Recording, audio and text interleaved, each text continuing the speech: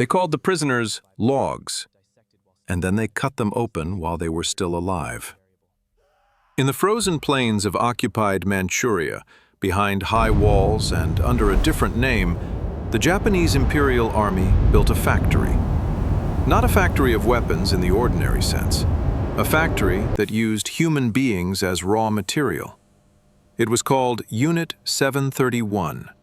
Its commander was Lieutenant General Shiro Ishii, a brilliant, ambitious doctor who believed that the future of warfare belonged to those willing to cross every moral line. With the full support of the Japanese military, Ishii constructed a vast complex near the city of Harbin. On the outside, it looked like a water purification plant. On the inside, it was one of the largest and most systematic human experimentation centers in modern history. The people brought there were mostly Chinese civilians and prisoners, along with Koreans, Russians, and others. Once inside, they ceased to have names. The staff referred to them as maruta, logs, pieces of wood, things to be used, measured, and discarded. What happened inside those walls has been documented through survivor testimony from the region, confessions of former members after the war, and the investigations of historians. Prisoners were deliberately infected with plague, anthrax, cholera, and other pathogens. Some were exposed to extreme cold to study frostbite, then examined as the flesh died. Others were subjected to vivisection, dissected while still alive, so that researchers could observe the effects of disease on living organs. Anesthesia was often considered an unnecessary variable.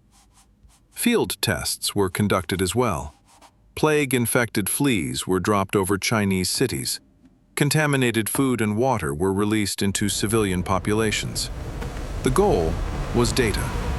The cost was human life on a massive scale. Historians estimate that at least several thousand people were killed inside the Unit 731 facilities themselves. When the biological attacks across China are included, the death toll rises into the hundreds of thousands. And then, in August 1945, Japan surrendered. Ishii and his senior researchers did not face a public reckoning. Instead, a quiet arrangement was made. The United States, eager to obtain the data from the experiments and determined to keep it out of Soviet hands, granted immunity to Ishii and many of his key personnel. In exchange, they handed over their research. Unit 731 was largely absent from the Tokyo war crimes trials. Shiro Ishii was never prosecuted. He returned to Japan, lived as a free man, and died of cancer in 1959.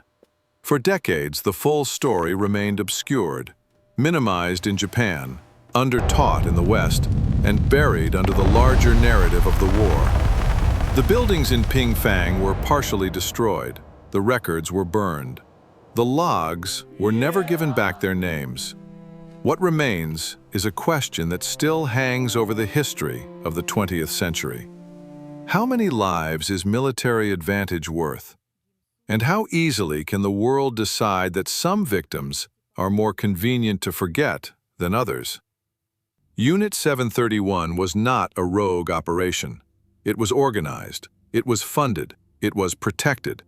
And for a long time, the silence that followed was almost as complete as the destruction it left behind.